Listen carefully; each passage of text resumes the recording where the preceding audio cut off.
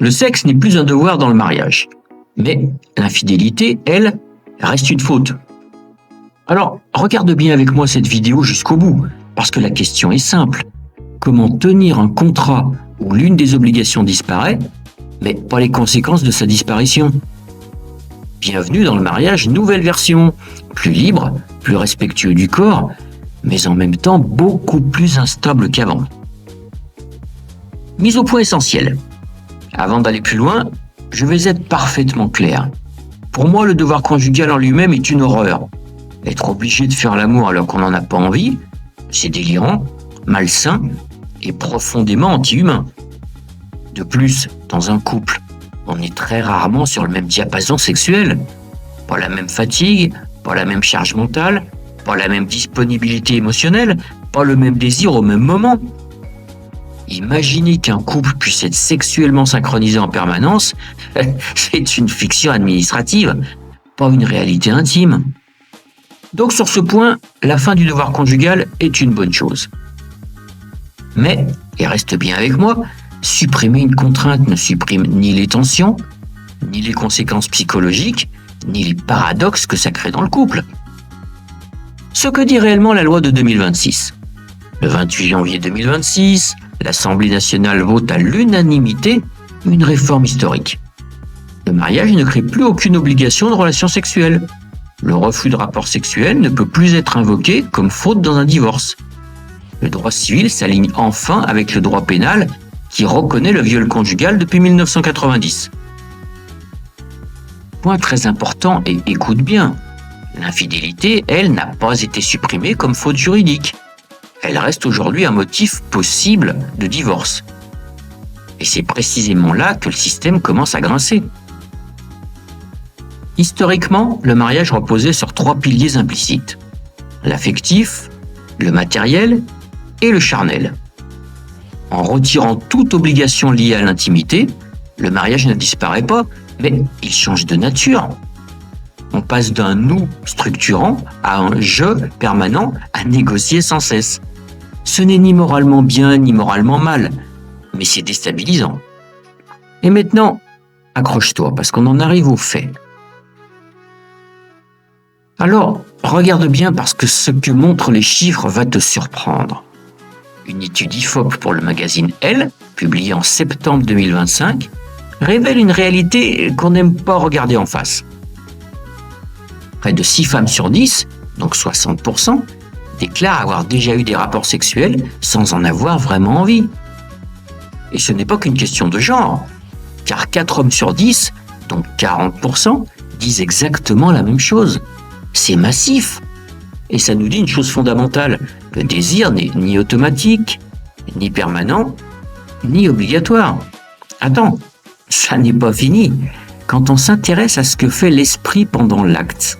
Oui, l'esprit peut vagabonder pendant que le corps est là. Plusieurs enquêtes internationales menées sur des milliers de couples montrent que entre 42 et 46% des hommes et des femmes reconnaissent avoir déjà pensé à quelqu'un d'autre que leur partenaire pendant un rapport sexuel. Et dans les versions plus larges de ces études, quand on inclut toutes les pensées étrangères au partenaire, ce chiffre grimpe jusqu'à près de 90%. Alors non, ça ne veut pas dire que les couples sont faux, infidèles ou malhonnêtes. Ça dit quelque chose de beaucoup plus dérangeant. Le désir n'est pas un robinet qu'on ouvre à volonté. Et si tu veux comprendre pourquoi ce mensonge, l'idée d'un désir naturel spontané et automatique, ruine des milliers de couples, je t'invite vraiment à aller voir juste après celle-ci une autre de mes vidéos dont le titre est « Ce mensonge sur le désir ruine des milliers de couples ». Ce que ces chiffres nous révèlent, et pourquoi c'est essentiel. On aime croire que vouloir l'autre est mécanique, qu'aimer suffit, que le désir suit automatiquement. Mais les chiffres disent totalement autre chose. Une part très importante des gens fait l'amour sans désir spontané. Une part significative pense à quelqu'un d'autre pendant l'acte. Et aucune de ces réalités n'est sanctionnée ni encadrée par la loi. Et c'est exactement là que se situe le cœur du problème. Parce que si le désir ne peut pas être ordonné par la loi, alors pourquoi la loi continue-t-elle à pénaliser l'infidélité comme faute conjugale ? alors même qu'elle supprime l'obligation du rapport. Reste avec moi parce que là, on entre dans les zones floues. Le silence sexuel, le nouveau danger. Le vrai risque de cette réforme n'est pas la liberté sexuelle, c'est le silence. La majorité des couples ne parlent pas vraiment de leurs problèmes sexuels. Par honte, par peur de blesser, par peur d'ouvrir un conflit irréversible. Et désormais, le refus sexuel peut devenir, volontairement ou non, une arme passive. Refuser sans expliquer, refuser sans dialoguer, refuser en sachant que juridiquement cela n'a plus aucune conséquence directe. Ce n'est pas la loi qui est dangereuse, c'est ce qu'elle révèle quand la parole disparaît.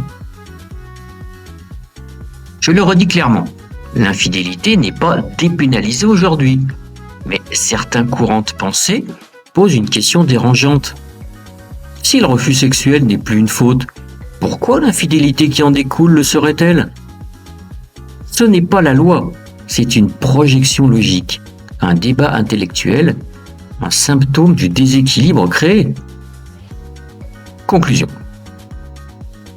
Le devoir conjugal est mort, et c'est très bien, mais le mariage n'est plus un cadre protecteur automatique. C'est désormais un espace fragile, exigeant, qui demande plus de maturité, plus de dialogue, plus de responsabilité émotionnelle.